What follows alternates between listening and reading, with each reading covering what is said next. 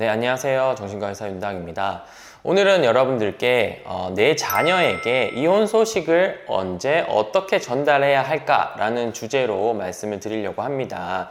사실 저도 진료실에서 많은 분들을 만나게 되면 이혼으로 인한 스트레스로 인해서 오시는 분들이 꽤 있는데요. 이분들이 각자 배우자와의 이혼으로 스트레스를 받고 매우 힘든 부분인데요.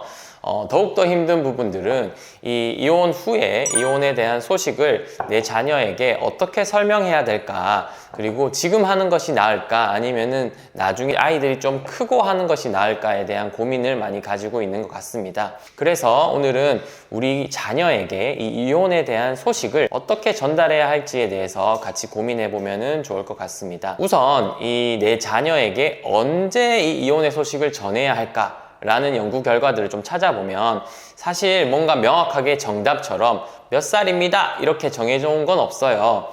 그런데 대부분의 이 어떤 문헌들은 만 6세 이후에는 아이들에게 정확하게 설명하는 것이 좋아요 라고 되어 있고, 이 성장이 되면 될수록 이 타격이 적다라고 되어 있어요. 그런데 우리가 대부분 이 어떤 아동기에 이혼이 발생하는 경우에 그러면 이제 성인기까지 아이들에게 속이면서 기다려야 되냐, 아니면은 모른 척 해야 되냐, 또 그것도 아니라는 거죠. 왜 아니냐고 하면 이 이혼 소식을 우리가 숨겼을 때, 정확하게 표현하지 않았을 때의 단점들이 명확하게 있다는 겁니다. 일단 그 단점 중에 첫 번째는 이 아이가 느낄 수 있는 불안감이에요. 왜냐하면 이 어떤 집안의 기류나 아니면 뭔가 예전과 달라진 모습들의 가정의 형태로 인해서 아이들도 느낀다는 거죠. 뭔가 달라졌음을 느끼고 뭔가 이상해졌음을 느끼는데도 불구하고 거기에 대해서 뭔가 정확하게 설명하지 않는다면 이 친구들이 개인적 특성에 따라서 막 상상의 나래를 펼친단 말이에요. 그러면은 그 불안감이 더욱더 증폭되고 때때로는 과도하게 자책을 하게 되고 혼자 상상의 나래를 통해서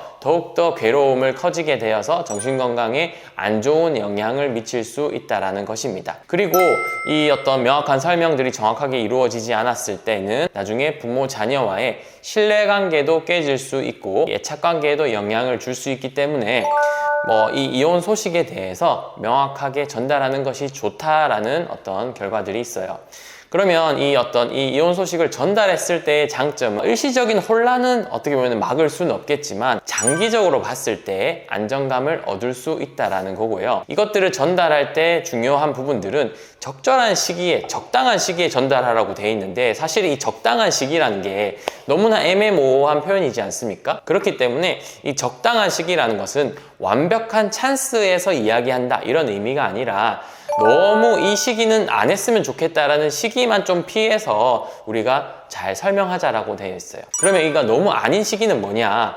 예를 들면 자녀가 중요한 시험이나 시합을 앞두고 있거나 인생에 있어서 매우 즐거운 이벤트나 아니면 그 친구에게 의미 있는 이벤트를 앞두고는 그런 설명들을 조금은 미루는 것이 도움이 될 수 있다. 너무 미루면 안 되고 적당한 시기를 봐서 우리가 잘 설명할 필요는 있다는 것입니다.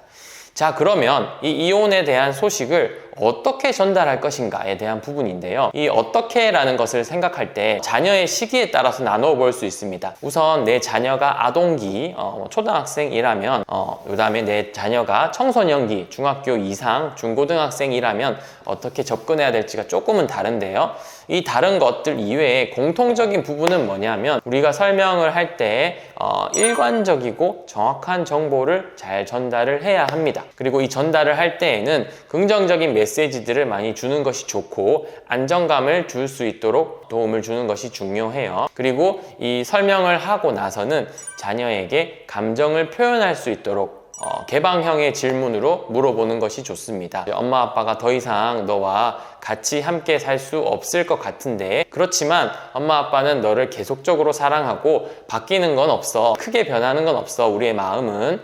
근데 이 소식을 들었을 때 너는 어떻게 느끼니? 어떤 생각을 하니? 라고 개방형의 질문으로 오픈 퀘스천을 해주는 것이 중요하고, 그때의 감정을 인정하고 공감하는 것이 중요합니다. 아이에게 설득을 해서는 안 된다는 거죠. 너는 엄마 아빠가 얼마나 힘들었는데 이렇게 느껴야 해, 이렇게 말씀을 하는 것이 아니라 자, 그 친구가 어떻게 느끼고 있는지를 듣고 그럴 수 있겠다고 인정하고 공감해주고 불안해하는 심리를 안정적으로 잡아주는 것이 중요할 수 있어요. 자, 그러면 아동기와 청소년기의 핵심적인 차이는 뭐냐 하면 아동기 자녀에게는 안정감을 주는 것이 중요합니다. 환경적으로 변화를 주는 것도 좋지 않고요. 정서적으로 변화를 주는 것도 좋지 않아요. 왜냐하면 아직까지는 이 혼란감이나 이런 정서적 변화가 이 친구에게는 타격이 어느 정도 될 수 있기 때문에 최대한 안정감을 유지할 수 있도록 도움을 주는 것이죠. 그래서 가지고 놀던 장난감, 그 다음에 본인의 방, 엄마와 아빠와의 인터랙션의 상황들이나 이런 것들을 좀 변하지 않도록 안정감을 줄 수 있으면은 매우 도움이 될 수 있습니다. 그렇게 하면서 친구가 어떻게 느껴가고 어떻게 생각하는지를 정기적인 상담을 통해서 친구에게 표현할 수 있도록 기회를 주는 것이 좋고요. 아직까지 감정 표현이나 생각이 좀 수튼 친구라면 그림을 그려보게 하거나 아니면 일기를 쓰게 해서 감정을 표현할 수 있고 그 감정을 팔로우업을 해볼 수 있으면 매우 도움이 될 수 있고요. 또 한 가지 더는 이 이혼과 관련된 어떤 아동 도서들도 몇 가지가 있는데 그런 것들을 같이 읽으면서 꼭 부정적인 측면만 있는 것이 아니라 또는 앞으로의 어떤 겪어야 할 부분들을 동화를 통해서 같이 이야기를 나눌 수 있는 시간을 가지는 것도 매우 도움이 될 수 있습니다. 청소년기의 중요한 부분은 아동기가 이제 어떤 안정감이 중요했다면 청소년기에서 가장 중요한 부분은 자율성입니다. 자율성이라는 것이 내 마음대로 할 거야, 네 마음대로 해 이런 것이 아니라